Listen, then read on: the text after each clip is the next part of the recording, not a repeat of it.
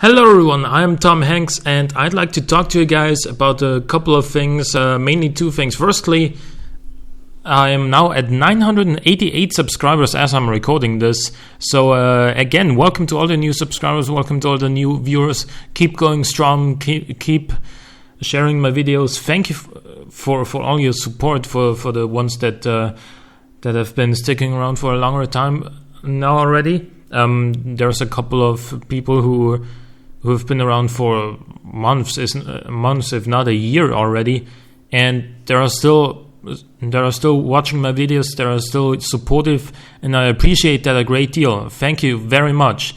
We are gonna be hitting the 1,000 subscriber mark pretty shortly, I would assume, and I am going to be doing a Q&A video then once that happens. Again, beforehand, I'm going to post a separate video where I'm going to ask for questions for that Q&A. So don't post your questions here, please. And that's probably going to happen before I'm going to be able to pick up the Jag that I'm about to obtain, shall we say. That's a neutral word here. Now, previously, I was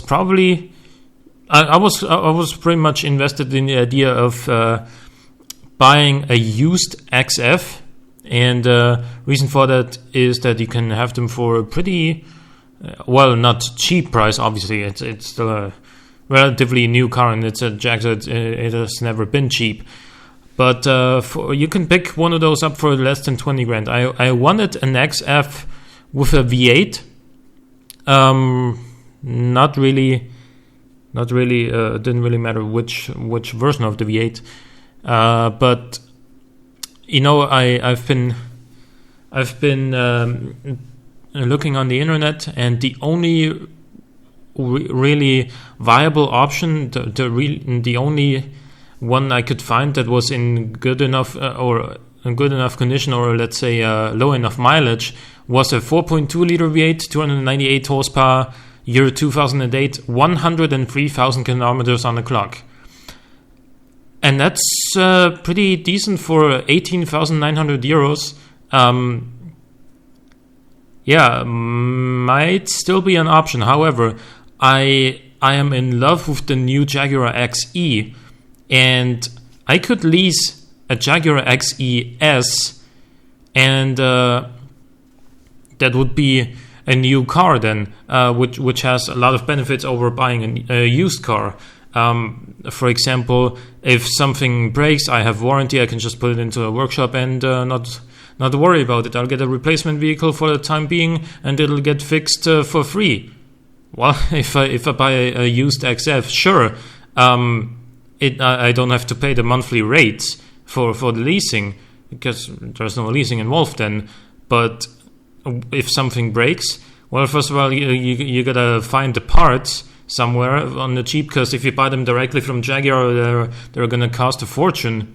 And then also you're gonna have to, you know, if you can't find the parts, or if you can't find a mechanic that does the fixing for you, quote unquote, in private, not in an official workshop, then you're going to spend a fortune on just fixing even some small parts like shocks or something. It's going to be really, really expensive.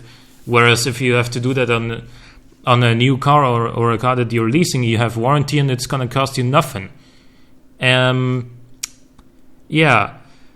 then also the XES in Austria starts at 64,700 euros, and with a few options that I would like, it would be at around 73,500 euros. And that doesn't include very many options, I have to admit. It's I wanted heated and cooled front seats, but if you want cooled front seats, you also have to take heated rear seats along with them. So you get heated front and rear seats, as well as cooled front seats. I don't really care about the rear seats, because I'm usually going to be alone in my car, or with just one passenger. But better to have both than have neither, I guess. And then the other thing I took was a sunroof, an electric sunroof, and one more thing I did was the so-called winter package with electrically heated front windshield and a few more small things that brought it up to 75,500. Anyway, yes, the XES has a V6 and not a V8. But that's totally fine with me because it makes 340 horsepower. It makes a lot of noise, and that engine is actually the same V6, the same supercharged V6 that you get in the F-Type V6. And so, not too bad, I would say. And one more thing, talking about the XE versus XF thing, the XES is actually quicker from 0 to 100 km an hour than the F-Type V6. The F-Type does it in 5.7 seconds, whereas the XES does it in 5.1.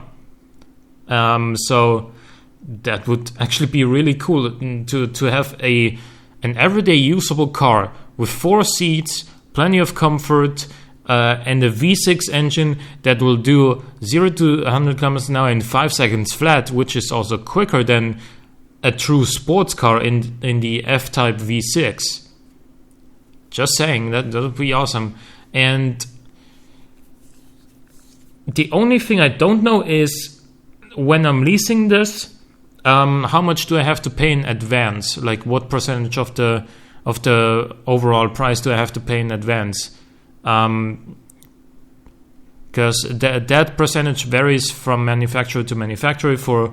I only know it for BMWs. It's 30% for BMWs. So if a car costs like, I don't know, 100,000 euros, you have to pay 30,000 in advance and then pay your monthly rates from there. But it's different for other manufacturers. I'm curious to know what it is for Jag, but probably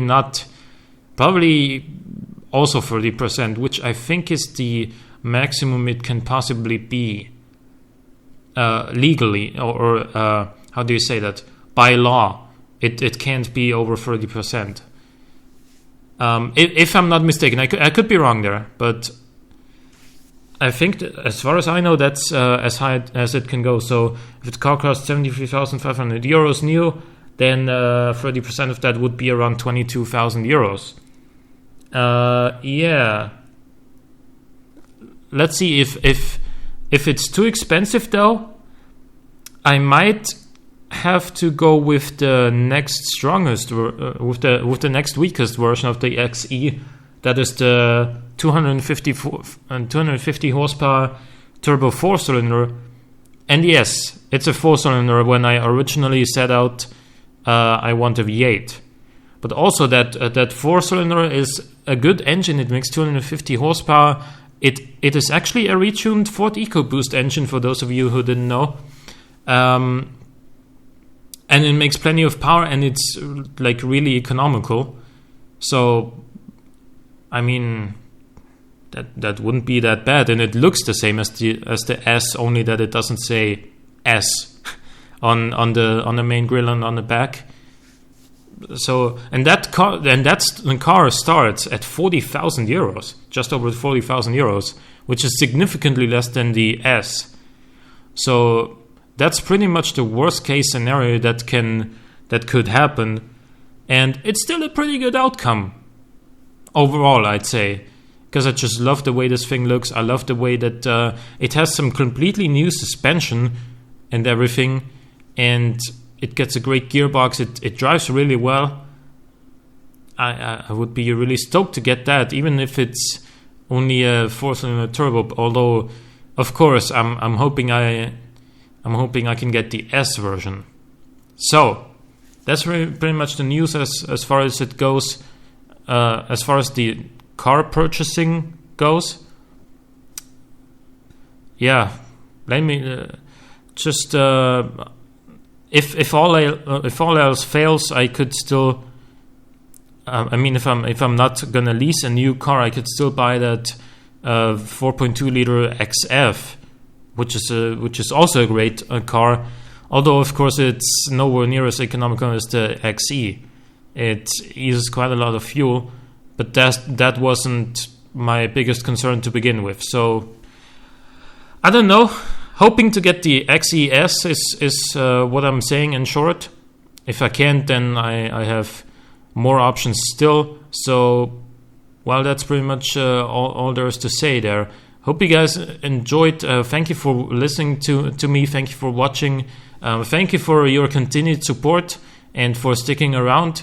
I hope you're having a great day, and I'll see you next time.